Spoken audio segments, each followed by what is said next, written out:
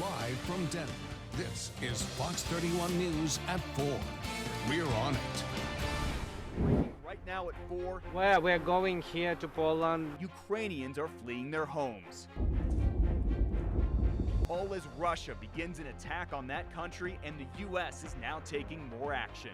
Putin is the aggressor.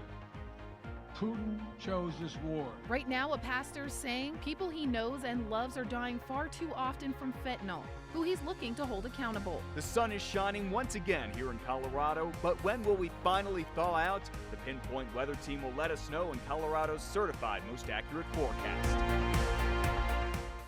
Breaking right now on a very busy day at 4, the Russian invasion of Ukraine continues. People are now taking cover inside of a city subway system. This is in Kyiv as Russian forces move farther and farther into that country. The woman who shared this video says many of the people taking cover right here, fearing for their lives, have children with them, and they do plan on staying the night. Meanwhile, others lining up outside of busy shops hoping to get food, while others flocking to ATMs to withdraw some money.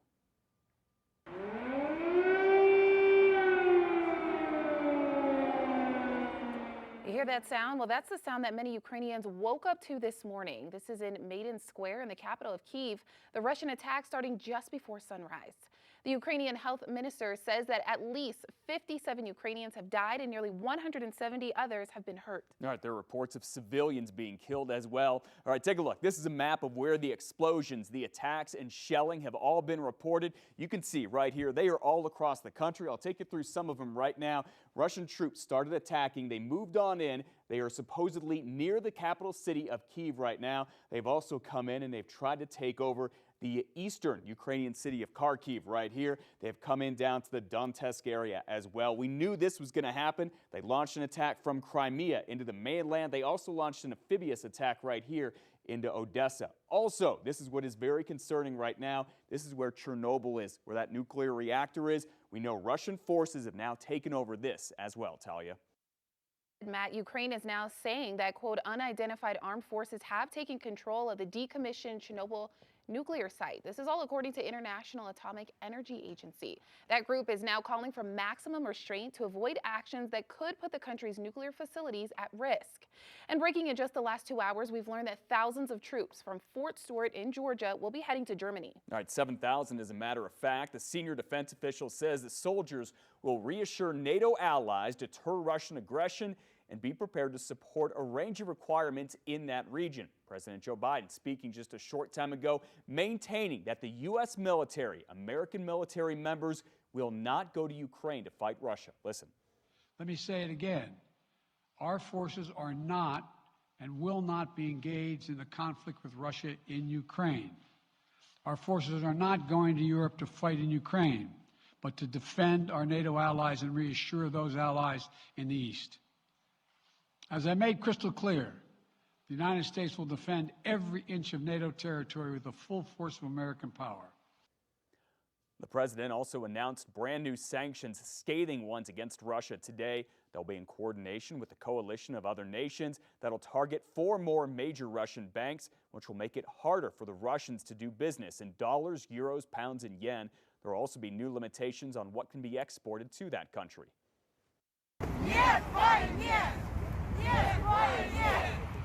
You hear that chanting. Anti-war rallies have broken out all across Russia, including Moscow and St. Petersburg. The human rights organization OVD Info says at least 167 protesters have been detained by Russian authorities.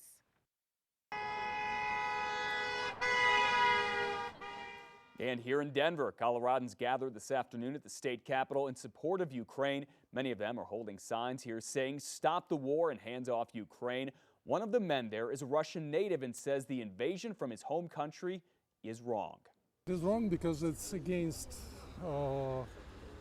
just wars in general is wrong, first of all. Second, even as a war, it's against anybody's interests. It's against Russia's interests, it's against Ukraine's interests. It's just starting war in the middle of Europe in 21st century. It's just plain crazy. And here in Colorado and all around the world, there's a lot of concern about just how far the Russians will go in this war with Ukraine. Yeah, a lot of people asking, could American troops join the fighting if NATO countries are threatened? Fox 31's Vicente Arenas has been asking those questions today and is joining us live with what he's found out. Vicente. Talia, when it comes to conflicts like this, it is very difficult to predict what will happen next. We have been talking to people who live here in Colorado, who are experts, who've been to Ukraine, who've been to Russia, who have studied those countries and their politics extensively. One of the big questions is, as you said, how far will Russia go in its attack on Ukraine? Will that country's troops stay within Ukraine's borders? One of the areas that's being watched closely is Poland, which is a member of NATO. Will Russian forces go into that NATO country? Sanctions already in place and more are expected, but nothing seems to be slowing down Russian troops. Professor John O'Loughlin teaches a former Soviet Union class at CU Boulder. He's also done extensive studies in Ukraine. This conflict, he says, is much different from others we've seen in recent history. Allies in the West, I think the big difference between this current situation and previous conflicts is that this has the potential of becoming a global conflict, whereas other conflicts between neighboring countries typically don't have that kind of implications. So a lot of concern from him. We are also talking to another professor who once worked at the State Department. He has deep knowledge on Ukraine. He's worked at the State Department on the desk there dealing with Ukraine. We'll talk to him. We'll talk to him what he sees as some of the tactics and what might slow Russia down. But the big question is, how far will those troops go? Right now, we just don't know. Reporting live, I'm Vicente Arenas, Fox 31. All right, Vicente, thank you. And as the situation continues to unfold in Ukraine, we will stay on top of all the latest developments. Make sure to download the free Fox 31 News app to stay up to date. Now to the other big story of the day, pinpoint weather. What do you know? The sunshine is back. Here's a live look outside this afternoon. Great to see that bright blue sky. A little bit of clouds out there. Denver has now been below freezing for 72 hours in a row. Big question, we're all wondering how much longer until we're back above freezing.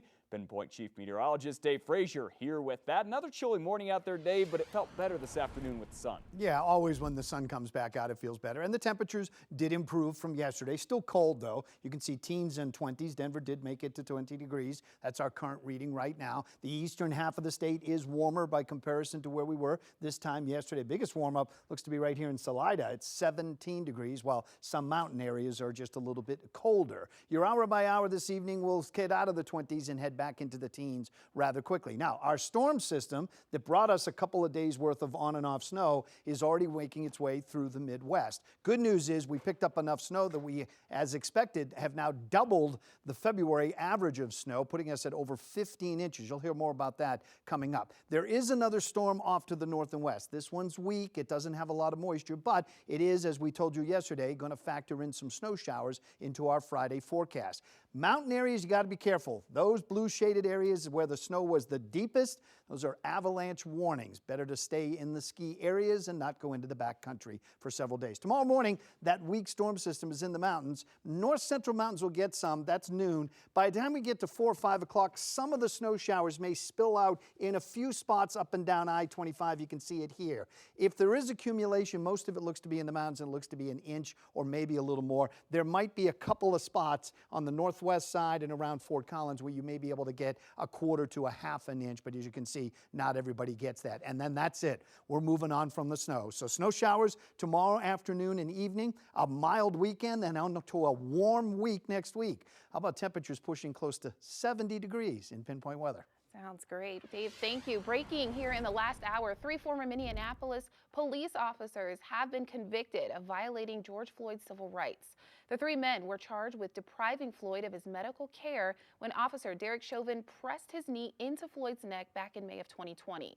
Now, 2 of the officers held Floyd's torso and back, while the 3rd officers kept bystanders from intervening. Chauvin was convicted of murder earlier this year. Well, once again, the fentanyl epidemic hitting too close to home for one pastor here in Colorado. Yeah, this as he plans a vigil for 5 people killed over the weekend. The problem solvers are asking who should be held accountable.